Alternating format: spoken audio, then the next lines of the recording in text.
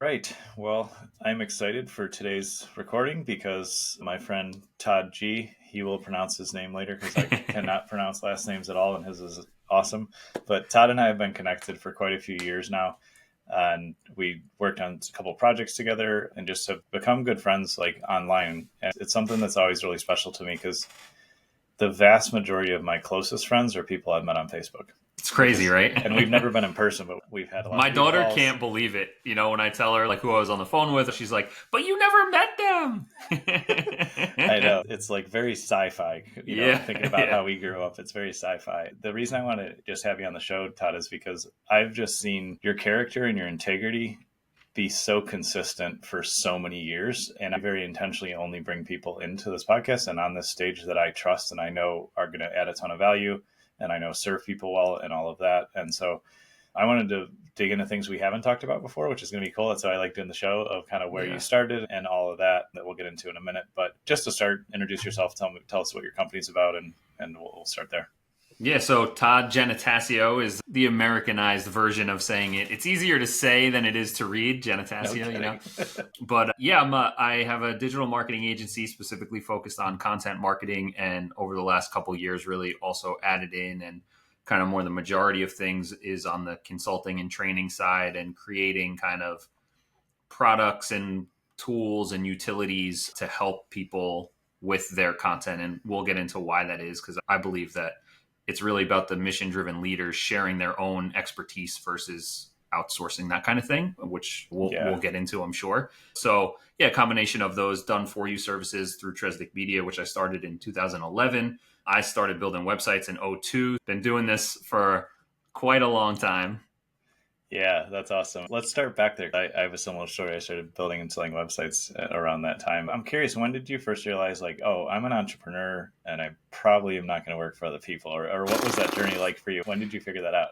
I mean, any kind of job was always like drudgery for me, like even going back to high school jobs, right? Like, you know, which it's hard to know, especially because, you know, go back, like I graduated high school in 2002. So like, you know, that entrepreneurship isn't what it is today and all that kind of thing.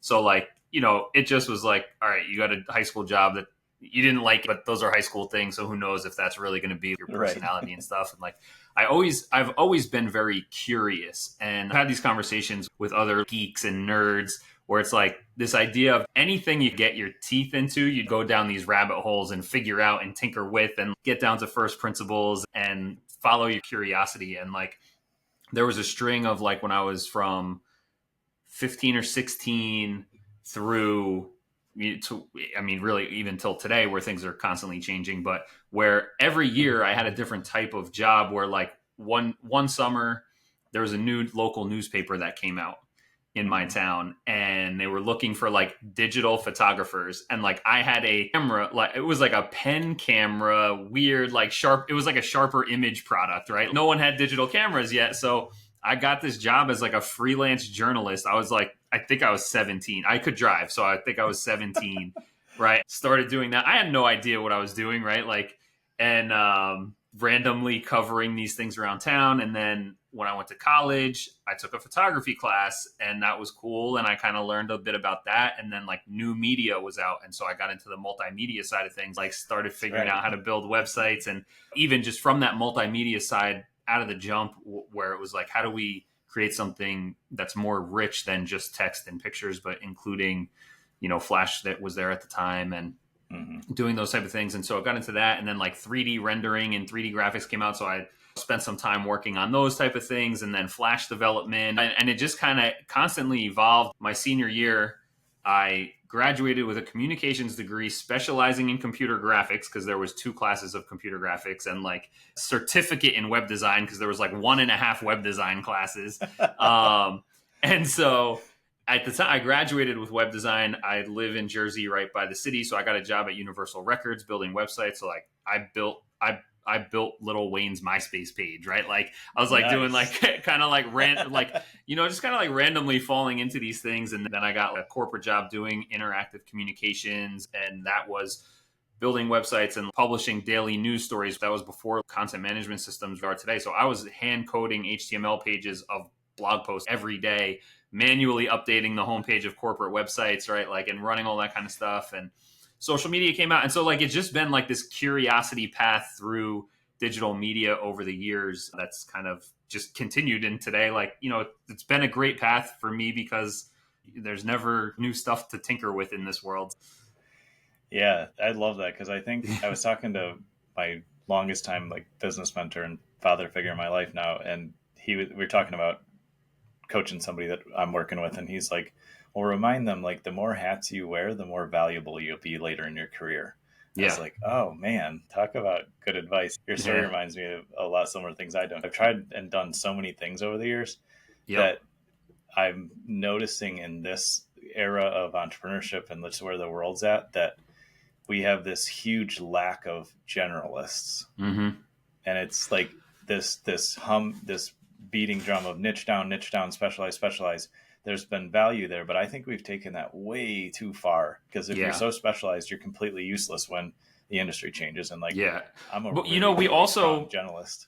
I also think about this now in hindsight, where we had the benefit of discovering not even discovering, but things coming out one at a time, right? Twitter came out and I signed up for it and I learned it. Facebook came out and I signed up and I learned about it. Facebook pages came out and we learned about it. Facebook ads came out and we learned about it. Google ads came out, SEO. Now, when you get into it, it's like, when you talk about like a T-shaped marketer, you're like, there's 47 things across the board that you need to learn about all at once, right? And so we did kind of have a benefit just from in our generation of, if you were up on it, to just learn those things one at a time and stack the skills. Whereas today it's very overwhelming of all the different things that you need to kind of have a fingertip feel of.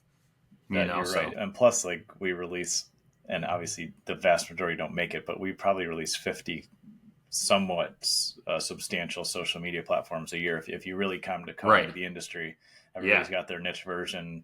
Right. And then a few of them make it, like a school or obviously a TikTok, Instagram, stuff like that. But very few come out. But then there's also like, the Gary Vee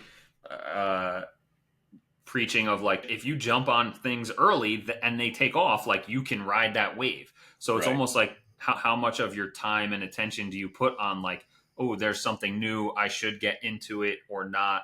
I don't know if I'm just like old now or like tired or burnt out, but like, a very clear delineation for me is like, I don't know anything about GA4, right? Like, and like 10 years ago, I would have been an expert in, 3 weeks after it came out. And I'm like, okay, I guess I've crossed over the threshold now of being in the weeds. I'm like, because that's just it. Yeah, that's something that I have walked through a lot too in my career. Now I'm so anti-trend in my life. That's just like my DNA that like I'm pretty resistant to. When Clubhouse came out, I was like, it did this huge spike and crash. I'm curious what you think of how, beyond it being like we get to a point in our business development, our family life and all that stuff where we do have less time and focus. That's a big part of getting older. You probably are, if you're growing at all or successful, you are focusing on the key things. So that's a factor. But I'm also curious, like, how do you decide when you do need to jump into something or not? Because the menu is infinite today compared to when we both graduated high school, or at that age, it was like, we had a few options and you had a class and a half of computer science, whatever you said. Like, it was simpler to choose.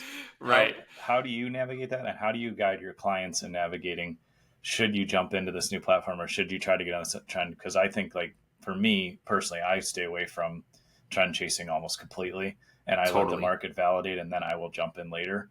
Because I've actually been first in market for a couple things and it wasn't that great yet. This is very true. We could talk about that. So, there's two sides to this. So number one, I've been thinking a lot lately about the Lindy effect. Are you familiar with that? I'm not. So Lindy is a guy's last name. I forget what his first name is, but it's basically the longer a concept or principle has been around, the further it will go. And that's also a part of maturing as an entrepreneur and a professional, regardless if you own a business or not, where you start to recognize, okay, my principles are value first, customer centric, helpful and humanized, right? Stage appropriate communications. And it's like, okay, none of those things have to do with TikTok or Clubhouse or Facebook or whatever. Yeah. And so when you start to realize, so that's a part of it where like, that's always my baseline and always what I'm talking to my clients and advising them on. It's like, are we making sure we are showing up helpful, humanized content? We're creating digital leverage to reach more people through these tactics, but really it's about like, are we adding value to the marketplace and doing things that attract the right people to us? And then, okay, this new platform came out, number one. And this is, let's put aside, like, if you're geeky and curious at 10 p.m. and this is a personal hobby for you, like, go to town, right? I still do that on occasion. Right. But in terms of like using things for your business and new platforms and new tools that come out, it's like, okay, number one, is this going to help us serve those fundamental principles that we are built on? Mm-hmm. Number two, is our audience there? Right. So like, and will they be there, eventually? Because again, like yesterday, I just kicked off the next mastermind session with a small group of really impressive entrepreneurs. And one of them, we start talking about like her favorite clients, right? Like, okay, tell me about them. How do we reach them? Where's their attention? And she says, well, they're not online. They're not on social media. And I'm like, okay, well, let's break that down. Is that a limiting belief? We're talking for a few minutes. And she goes, well, unless they're like literally don't use technology. She's like, they're Amish. I'm like, okay. You nailed it. Let's pump the brakes then on them. Like, I'm glad you like working with them, but maybe they're not the ones we build our digital strategy around. Like, and here's the crazy thing. They are online. I know a lot. I did push when I don't know for sure, but still in the back of my head, I'm always like, they probably are. But not like the rest of it. Right. And so I'm like, okay, maybe let's reframe who we're trying to go after in these different channels, right? Yeah. But that's what it is. Is our target audience going to be intrigued with this type of thing, or is this something random that we're just personally interested in? And I think that putting yourself in your ideal client's shoes is something that we always need to do from two perspectives. Number one, curse of knowledge, right? Like, we're all so advanced in our own profession that it's hard for us to, unless we're sitting present and intentionally reframing our own selves, to remember what their positioning is like. But then also that, like, if you serve a different type of person, right? Like, if you're a digital marketer who's a tech geek and innovative thinker, but you serve carpet cleaners who are rarely on the computer, right? Like, not only are you much more sophisticated and educated in your profession, but you also really don't have a lot in common in terms of how you spend your day's time and attention. And so remembering how we choose where to spend our business resources. Is this going to help us connect and serve our audience? And is it built on top of our fundamentals, principles, regardless of channel? Yeah. I love that, Todd, because like we've never talked about your principles until this conversation, but it's not surprising to me at all that everything you do comes from principles. I'm actually in next month or so doing a masterclass to teach people how to build their principles so that they have an immediate filter on what to decide, what to do. 6 or 7 years ago is when I put principles in my company, and man, things grow a lot easier, simpler, faster, and it scales decision making too when you have a team. Absolutely. Yeah. Especially when you can articulate your vision and values, that's how you're able to delegate faster and better, because now everyone's rowing the boat in the same direction, right? And even just for your own self to have guardrails on decisions, because how much energy do you spend every day remaking the same decisions? Where it's like, no, if we put up the guardrails, you can save all that energy. And it's incredible when you go, I slip very often. Every couple of months, you got to kind of slap yourself in the face to get back on track. But, being able to do that, I have such more of a boost over on the things that matter, because I'm not, picking out my clothes every day or whatever stupid stuff like that. When it comes to delegation, your team doesn't have to make things up anymore. They understand where we're going and they understand the rules of the decision making. Yeah. Right. And ideally they buy into the values and mission that you're on, and that everybody knows how to make decisions. People are going to make mistakes and get things wrong, but at least you can create momentum in the right direction and course correct along the way. Yeah. It's been one of the most powerful exercises I ever went through. And I think we had like 8 or 9 or 10 principles, and we have like 17 or 18 now. Because like every year or two, I'm like, to document that so we just can, again, have that technology in hand, that information in hand of like, here's what to do in the situation, or here's the principle basis. Right. I'm curious for you of how did you get to the point where you have those 4 core values that are like your principles of how you operate? Like, what was the journey to get there? Because for me, I don't know if I would have been qualified to write those out in my first business when I was in my early 20s. I'm not, but I maybe just didn't know it. I definitely didn't know what I was doing, to be clear. But I'm curious like how you got Yeah, there, yeah, yeah. because now you're very clear on that, and it obviously helps your business grow and Yeah. helps you serve your clients. But what was the path to get there? Yeah.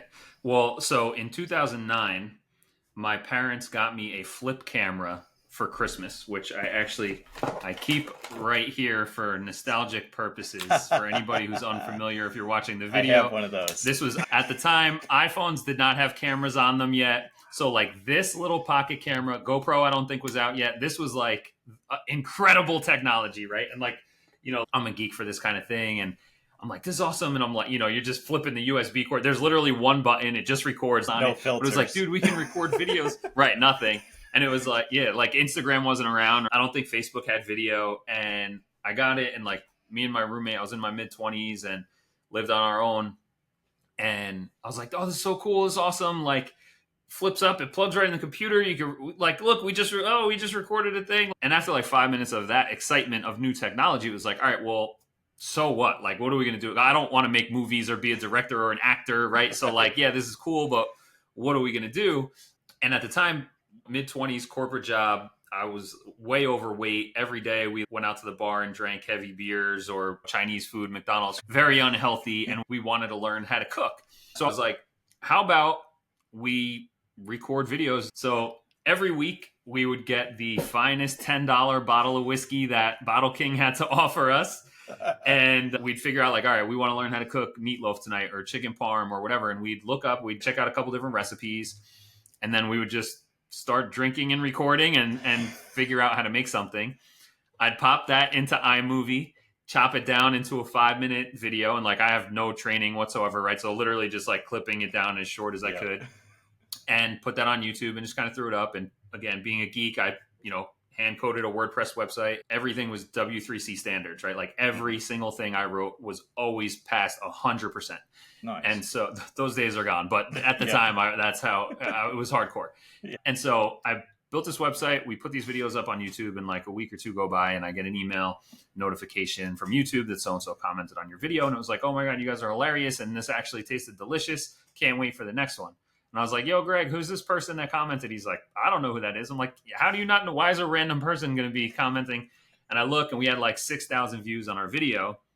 And I was like, whoa, what's going on here? So then I check out the analytics, and like, we're at the top of Google for easy meatloaf recipe.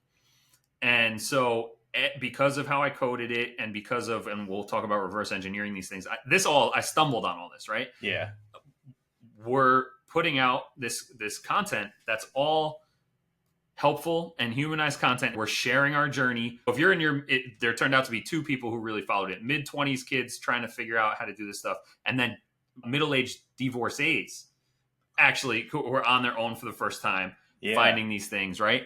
And so without knowing it, we had this avatar, which was ourselves. We were researching our own recipes to do it, putting it up. The website was optimized, multimedia content, the YouTube videos embedded on the blog post with the recipe that's got the rich schema recipe code.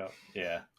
Yep, exactly. And in 3 months with a dozen 5-minute videos, we're at the top of Google. You start easy recipes for meatloaf, easy recipes for chicken parm, easy recipes. Then eventually it was easy recipes, period.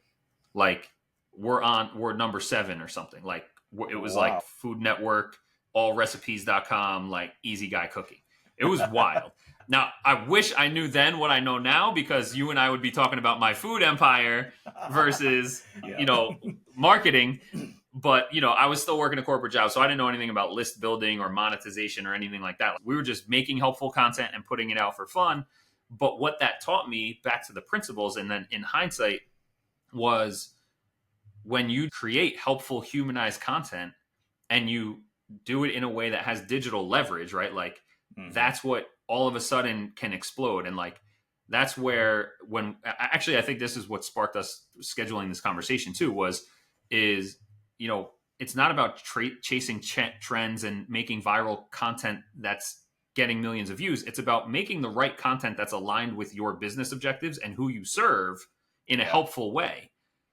And so in hindsight, at some point I sat down and reflected, and I was like, oh, these are the things that have worked. And so, I did that with Easy Guy Cooking, and it blew up. And then eventually I left my corporate job, started Tresnick Media in 2011, got a couple clients. where then we started implementing this kind of same strategy. It was around the same time, for anybody who's familiar, like Marcus Sheridan was at the pool company doing the they ask you answer strategy that, he's got a whole book on that stuff now, but it was like at that same time. So it really was, we kind of rode that wave and did that for a couple of clients and had them, top of Google for lighting design. Then Hurricane Sandy came here, wiped out the whole tri-state area for a couple of months, right? And all my clients were local. I was doing the BNI thing, so I had all local clients. And so all my clients were shut down for months and I had no work.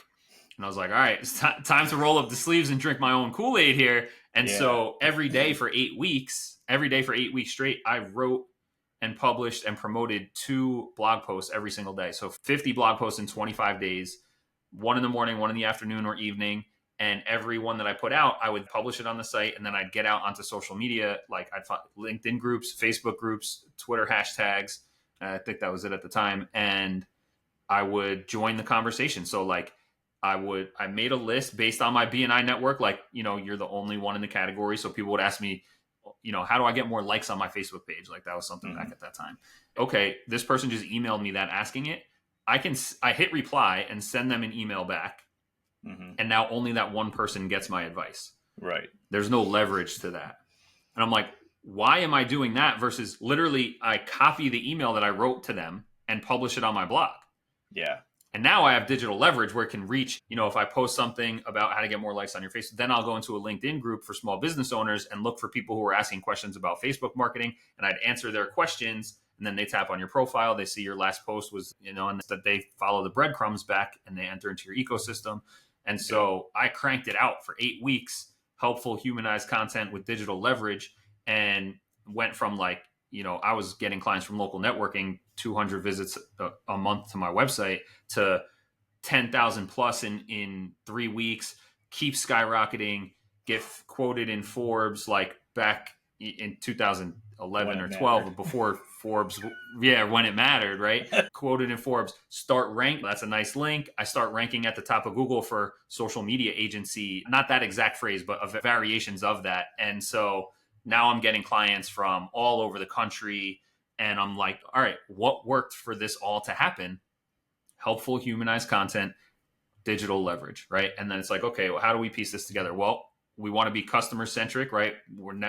I just have never been a self-hypey type of marketer. Like that's not for me. I'm helpful over hypey. I have the 5 to 6 core top, and then this running list of 70 little sound bites, right? Yep. And so that helpful over hypey approach. And I was like, well, we want to frame everything in a customer centric way, because if you're talking about yourself, no one really cares. If you just flip the framing of your language to a way that serves them, that's all people care about, is what's in it for me. Value first. I look at relational over transactional.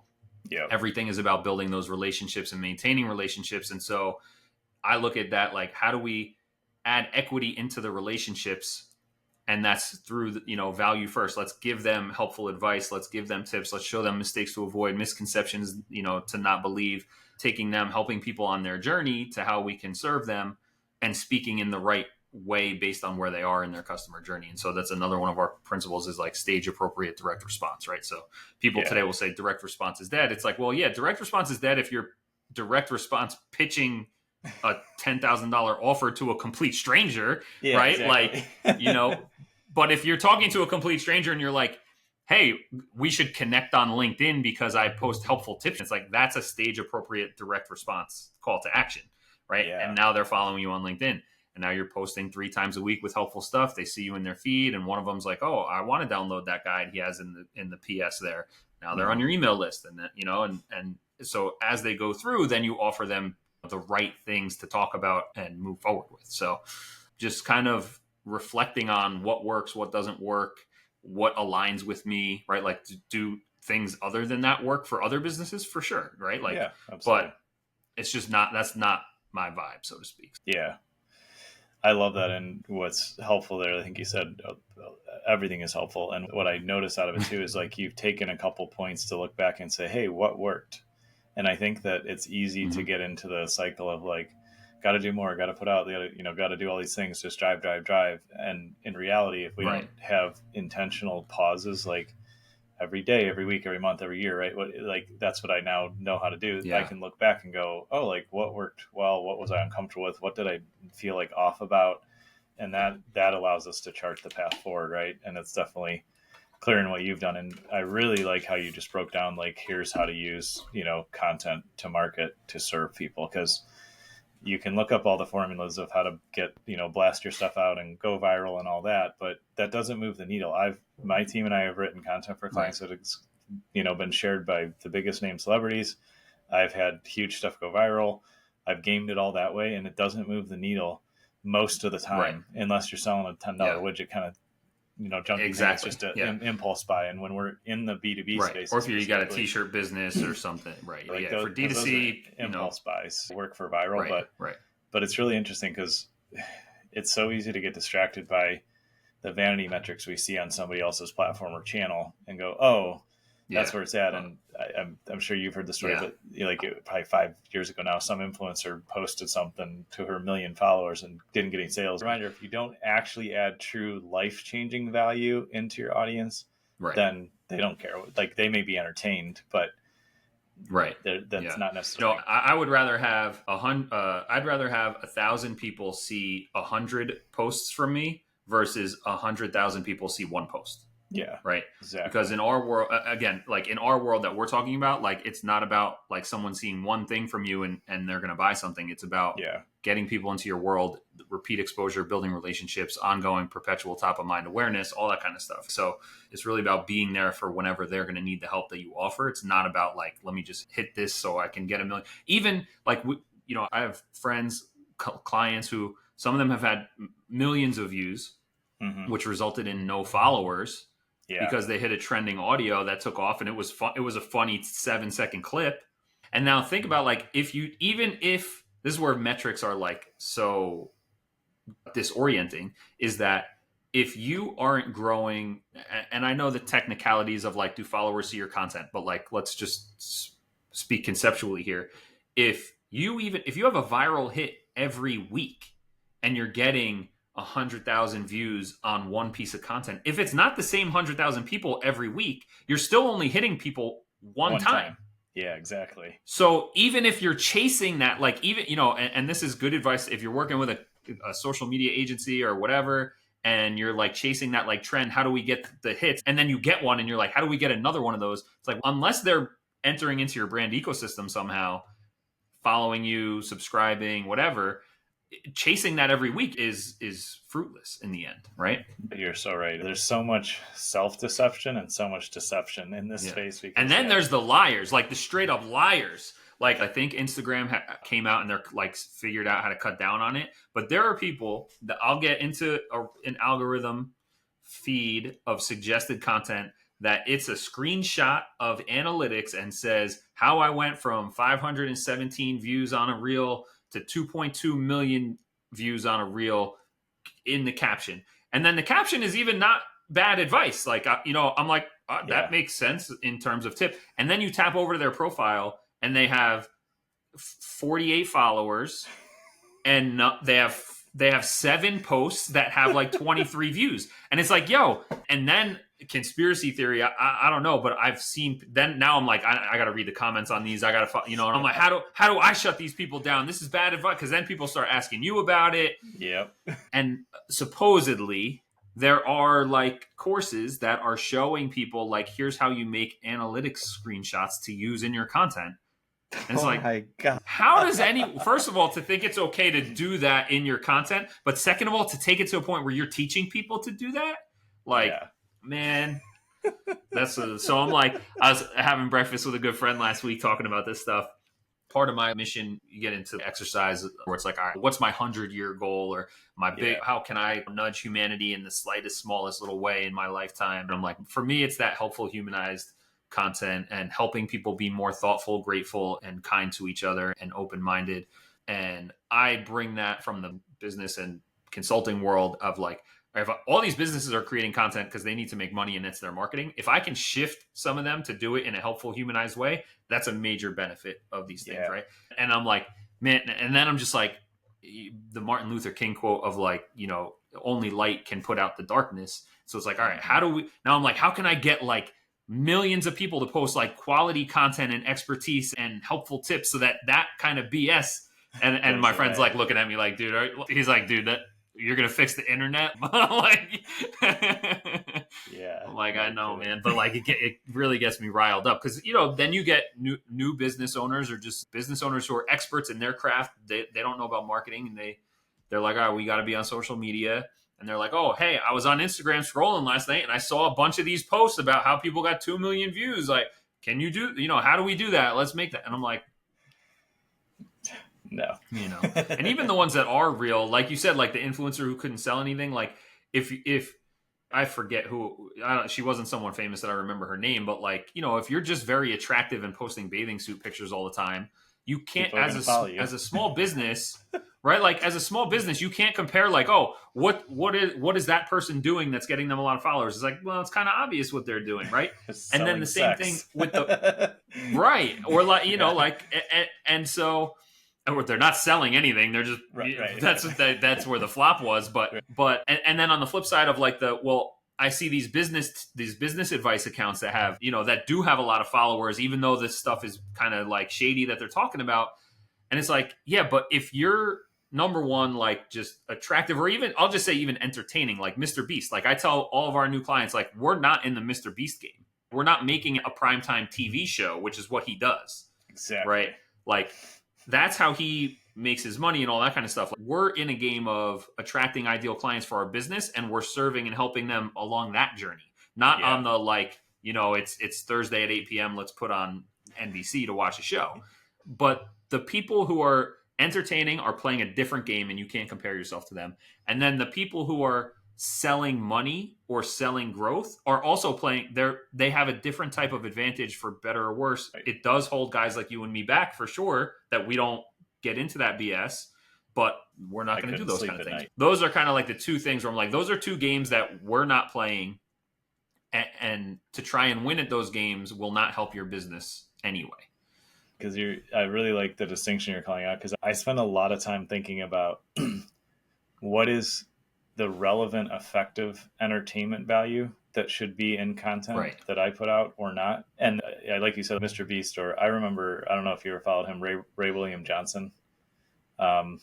It was like probably 10 years ago when he was big on YouTube. That was like when I was on YouTube a little bit more than I am now personally. And I really think about like, so what's the business model? Like those guys are getting paid to get views because they're I forget what they call them. So they're YouTube, you know, creators now. RPMs so or whatever. Yeah. I have a friend that retired from construction and became a YouTube creator and was making more than he was at his construction job. Wow. And he figured out how to put up, I think he was doing like mechanics videos and like all this other stuff, but it was still helpful content. So that was kind of the middle educational content. Right. But I think about the entertainers. And well, look, like the History Channel and PBS. Well, I think PBS is a nonprofit, but those are educational programs that sell ads. Because then you can get clear on what lane you can be in to make the impact you want to make. Because like you said, because I've had stuff go viral, like at a decent level. And it's like, it didn't move the needle at all. Because exactly what you said, like, well, 10,000 or 50,000 people saw it one time. Exactly. And what you also said earlier, which is super important to call out, is we need to be present until the person in our audience needs our help. We're not going to put out content that's going to change the person's life. They may not have enough awareness to know that they need to have a good content marketing strategy that attracts their clients. They're probably out there spinning their wheels or doing something else. But if you keep showing up, eventually, you know, they'll go, oh, like Todd seems to know a lot about this. I probably should talk to him. Or what's really cool in like focusing on helpful, you know, humanized content, like you say, is I get referrals a few times a year from people that say, oh, so-and-so said I should talk to you. And I'm like, who? You know, like you get referrals from people that don't even know you, that I've never had a conversation with. Well, that's what, you know, that's another major, you know, that's like, those are side byproducts of having these content assets, right? So like when I get deep into the training, I talk about the content as assets, and it increases your surface level for people finding you, and it gives people something to share. And this is actually a big reason why I think referrals fall flat for a lot of businesses, especially new business owners who are trying to just like, hey, I just started, I need to talk. Who do you know who needs who do you know that needs a website, right? Yeah. And it's like, well, most likely you don't know anyone who talks to you about needing a website, right? If you're putting out blog posts or podcast episodes or videos or whatever that are like, you know, a free guide for how small business owners should focus on shifting their brand perspective. Mm-hmm. Now that's something free. Instead of saying, hey, do you have any friends who might need a website? Can you give me their name and number so I can call them or introduce Right. us? It's like, well, they don't know that. But if I'm like, hey, do you have business owner friends? I have a free guide that I'd love for you to send them. It's like, yeah, of course. Or if they start following Right. you, and then, if they're having lunch with a friend and that guy's saying like, oh man, dude, we had our monthly call with the website management company and they make it all. And then the person they're having lunch with goes back to the office, pops open LinkedIn, and they see a post from a web design friend who's like, hey, if you're, here's 3 things, the 3 easy things business owners should know when they are meeting with their agency. 1, 2, 3. Well, that person who just had lunch is gonna be like, hey, check this out. It's 3 things you should talk to your people about. Now that person who's frustrated is now following you. Yeah. And then that's how it all happens. So all those content assets increase the word of mouth potential that businesses have. Yeah. And something you said about when you did your like 8-week sprint of putting content out, digital leverage only works if you write the right content that's humanized, and then you spend more time and attention promoting it. Yeah, exactly. I've been relearning this every few years. Produce a good piece of content and then put 80% of your effort into promoting it, because it doesn't matter how great your guide is, your book, and your video. If you don't intentionally find people that would help them move them along on their journey, and you promoting and sending it and putting it in all the places, you're not going to get any traction. And I would guess that the majority of business owners are reluctant to sell because they feel like it's a little sleazy or slimy, and they're really held back by that. But so if you're taking the approach of helpful, humanized content, you should feel good. This is good stuff that you're quote unquote promoting. Yeah. Right. And so that's also a shift in the mindset where it's like, oh, I'm not promoting my sales because I need to make money. I'm promoting this helpful advice because it's going to help that person. And then, that makes the quote unquote promotion a lot easier. And if what we're talking about here today, kind of like back to the Lindy effect, nothing we're talking about today is going to be ineffective in 6 months or 6 years. Exactly. This episode is primarily going to be beneficial for someone listening to this in 10 years, probably, right? Yep. And even if we do a great job, both of us promote it on all of our platforms and lists for a week straight. It's like, okay, well, still, we're only going to reach a percentage of the people that we're even connected with, let alone 100% of them. Yeah.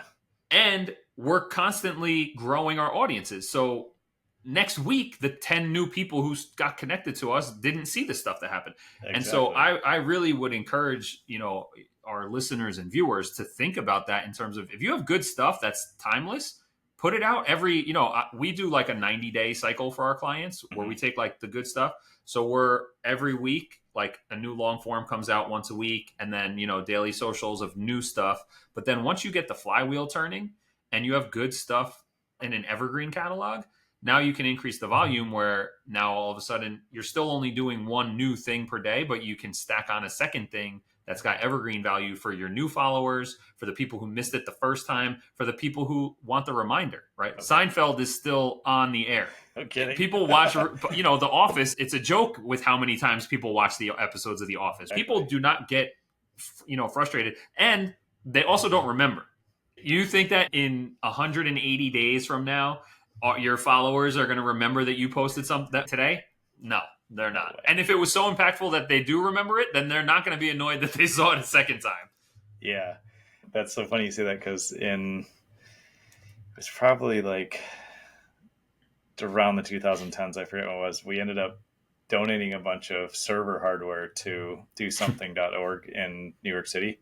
And so we got to drop it off and got to tour the office and see what they were up to. It was a really cool nonprofit. I think they're still around. I'm not sure, but I was like, what are you guys up to? And what are you doing? They're showing me their social media strategy. And like, it was just this movement of like, let's all do something positive and be helpful in our community and everything. And they said, they said, everyone has social media amnesia. They said, we have tracked it, because they had a whole big analytics team and like engagement community team. Yeah. They said we could post the same post or meme or story or whatever on Monday, get everybody to like and share it, and in 2 or 3 days later, we posted the same thing, and the same people like, comment, and share again. And so you're exactly right. And like they had like 3 to 5 million followers back then, so it was like a big account. They had all this data, and because we're entrepreneurs, and because entrepreneurs are almost always super creative in some way. Yeah, we have this drive to want to create new. And creating the new is what holds us back sometimes. That's hard to change in the business. But for me, it's... I forget Jack. He's got like a visualized value, I think but he's got that build once, sell twice is the mentality you have to have, right? Exactly. And Naval Ravikant has another similar phrasing of it, right? Where, that's how you kind of grow and create compound growth. But as a personality trait, we're at odds with that type of thing. Yeah. So, we think we have to do more. That's something I'm always frustrated with. And so I've we like to, right? Like we just, all of a sudden I'm like, especially dude, ChatGPT makes it so easy to build software. I'm not a programmer. I used to do front end stuff like 20 years ago, but I'm not a programmer or a developer. I'm trying to do something that's part of my job. And I'm like, if a Chrome extension could do this, I'm like, ChatGPT, hey, I want a Chrome extension that does this. And it's like, here's all the code. I'm like, this is Chinese to me. I don't know what it means, but it's like, how do I install it? And it's like, do step 1, 2, 3.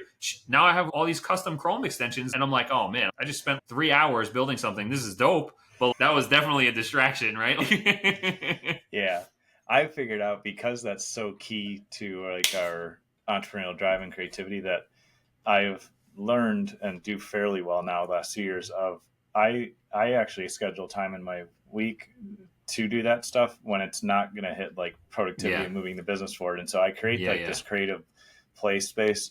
And, sometimes it's like on a Thursday night, I keep my Friday. I end up staying up for hours, like screwing around with things that are never going to be commercial. And I am probably the only person on the planet that thinks it's cool, or only there's 10 people that might use it. Like I could send it to you, but keep the inspiration going and the fuel without allowing myself every day to get distracted with stuff, because we need that creative time and space, but we can't let it be a distraction. So a lot of the folks I coach, I say, just set up a few hours and stick to it, because you'll be more creative. And then probably 1 in 10 ideas or 1 in 50 will be valuable to actually execute in the business or sell or make an offer from. But that way you don't get so stifled in the day-to-day, where we do need to have structure and discipline and set clear targets and move on that stuff. So that's been helpful on that front. I want to talk for a minute about, because you just mentioned ChatGPT, which is awesome. You and I were playing in AI like 5 or 6 years ago, a little while 2019, ago. Yeah, man. God, yeah. And so I want to talk about that, because I think the project we got involved in, we were too early. So I'm curious, like, tell me how that originated, or like from your side. And then I was involved for a little while on it, but I'm curious, like, how you got into that, because I was really, really early, because my company got into AI about 4 years ago, usage and a little bit of build. And then this last year we launched a huge AI platform that we coded, which was awesome. But that was an example to me of being too early, is how I felt like the project was. But I'm curious, like, what do you think? Another one of my friends was a bit older than me, but he basically built Seamless.com in 1999. It was for restaurants to order. He was a college kid, and he's a great entrepreneur now.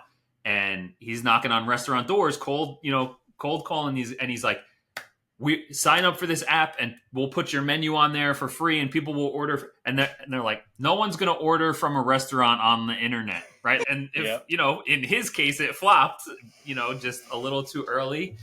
I think he did something similar too with like an eBay type of thing. But I think there's a lot of those stories, and I think we were maybe a half step early, and it was great technology, still is great technology, didn't take off the way that, I think it could have and should have. And it's just a reminder for all entrepreneurs that, like, so many things have to go right for your business to take off and become something significant, right? Like, there's a difference between having a great idea and even MVPing it, and then all of a sudden, how do you get from that to full scale team and of expert at 2019 AI programmers? Like, come on, like, that's figuring that out and the expenses that you have to burn through to do it.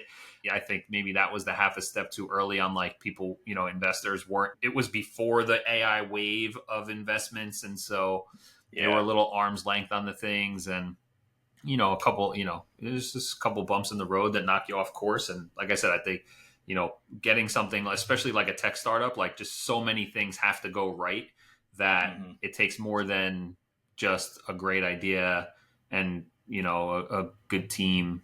It takes a lot to do it, especially when you come from like the service world, where you're like, dude, I'll just bootstrap this. I have an idea. I'll sell Yeah. 10 people. They give me money. I put in the time to do the work. It costs, low expenses on doing it. But then all of a sudden it's like, well, how do you fund like 40 world-class programmers when you're not selling anything? It's like, Yeah. and those people are not entrepreneurs. Like, they're like, yo, we need a paycheck, right? Like, Right. Every week. Yeah. And so, I mean, it was fun and talk about stacking skills and resourcefulness and getting message to market match right. And where do you do things that are self-serve? Do you make it enterprise? Those two things are contradicting. So you can't go to market at the same time with them because they cannibalize each other. So it's just part of the entrepreneurial journey. Yeah. I thought it was interesting because the essence of the platform that I had a little bit involved for a while, and then I figured out it wasn't working for me. But essentially, it was a platform where you put your videos in, it would transcribe them and build the chapters automatically for you and everything. And there's a zillion tools that do that now, right? Yep. But you're right. What was missed is in the business model is it was enterprise pricing was a big piece of it, but there was this miss in the model that I just didn't realize till actually today, thinking about it again, was when we're building technology tools and technology platforms, I think it's really important to remember that the platform the value of the platform alone will drop exponentially every year because, what we pay, even we're seeing this a little bit in telecom. It's not quite going as fast as I thought it would, but in telecom, when I got my first cell phone, it was like $150 a month for 40 minutes, or it was something ridiculous. Now, we were paying 25 cents per text message. Exactly, ludicrous stuff, but that's because the cost of technology was high. Now we all have unlimited text, we all have unlimited minutes, and the plans are dropping, and there's all these little sub-market plans. There's something that Verizon spun off that's $25 a month, and so technology costs drops so fast that if you're just building a SaaS platform or a tech tool, it's not you can't stabilize. One, you can't sell it for high prices, but I don't think you can build the whole model on the SaaS subscription anymore. I think it really has to be software and service. If you really want to build a high profit bootstrap model, it's got to be software and service, where I've seen plenty of my friends get investors, build big tech platforms, and the success rate of those is lower than 1 in 100. I know that. I haven't looked at stats in a while, but like everybody hears the big stories about how Uber got funded and Facebook got funded and all that's survivor bias.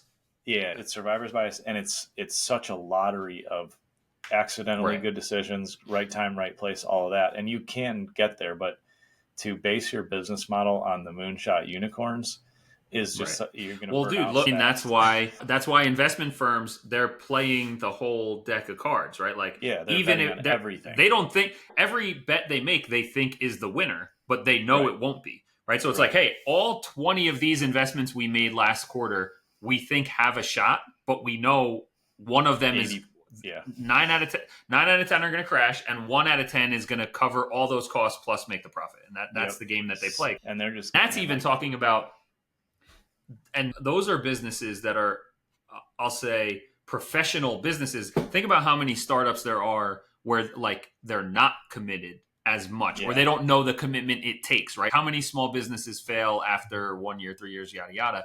The failure number is probably higher than the reporting of it, but it's also like how many people started a business and realized like, oh crap. It's a ton of work, right? Like this is, like, especially like, we, being that we primarily work with service-based businesses, it's someone who loves what they do.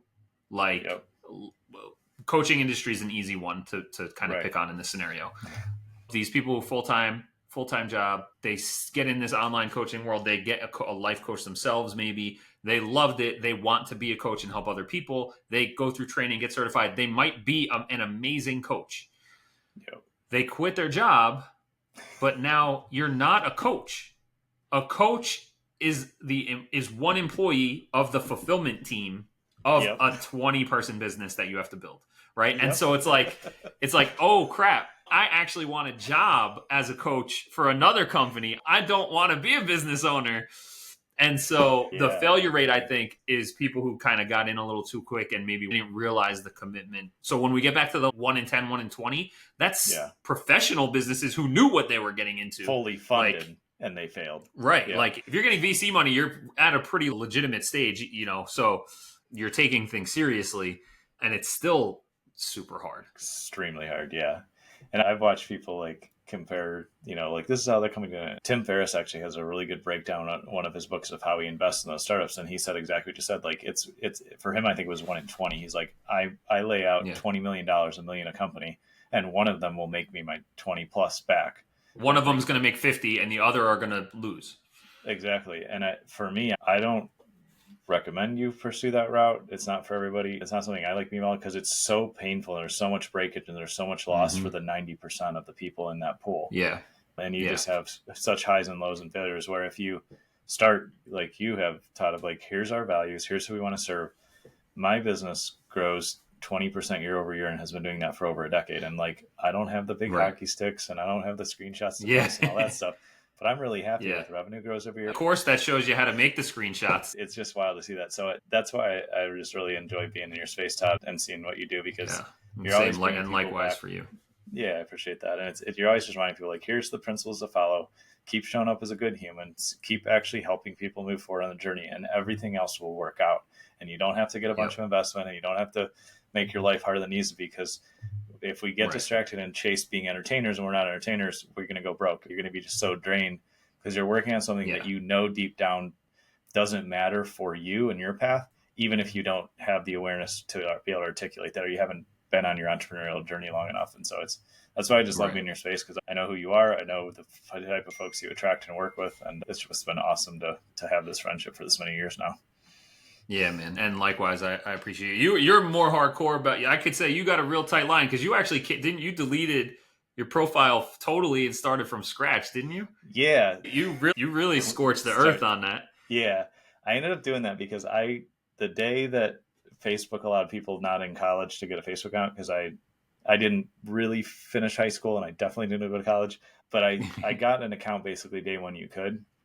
And by process of elimination, I figured out that I had open holes in my account that Facebook didn't know about or probably didn't care about.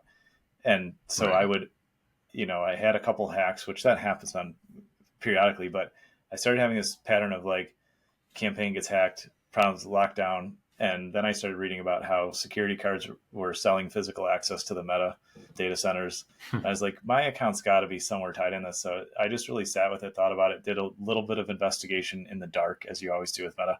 And then I was like, you know what, I'm just going to clean slate it because also I've gone through all these iterations of my entrepreneurial journey in the last 10, 15 years or however long I had the account. And I said, hey, who wants to follow me on my new profile? Here's what I'm doing. And I moved it over and I get better engagement, same connections and all of that. I don't recommend people delete their account for no reason, but I ended up completely eliminating these big security holes that Meta denied were in my account. And I think my account was so old and so you think about an old database, it's just got junk in different profiles or something like that you can't see. We have had zero security issues because we follow all the two-factor, all the best practices, all that. I'm like, how is this happening? And I think my account actually got sold to somebody. That's crazy. This has been such a blast. We'll definitely do it again. But before we wrap up, a lot of good, always good talking with you. So, like, what's the best way for people to connect with you, follow you, and if they want to consider having a conversation to see how you help folks? Tell us just a little bit more about that, and then how they can find you. Yeah, for sure. Of course, I got a bunch of free stuff for anybody who's interested at thegrowthsuite.com/free. Suite is SUITE. Free ebooks, trainings, all that kind of stuff. 100 plus podcast episodes and all that kind of good stuff. And, giving all away the helpful stuff I can for every small business owner who needs some help. So check the stuff out over there. Awesome. Well, I will definitely link to that so we can check it out. As I said in the beginning, Tom's somebody I trust and respect. He's one of the good guys online, so definitely follow him and see what he's up to. He's somebody that can take great care of you, and I appreciate you being on today, Todd. Yeah. Thanks for having me on, man. Always great talking to you, Gabe.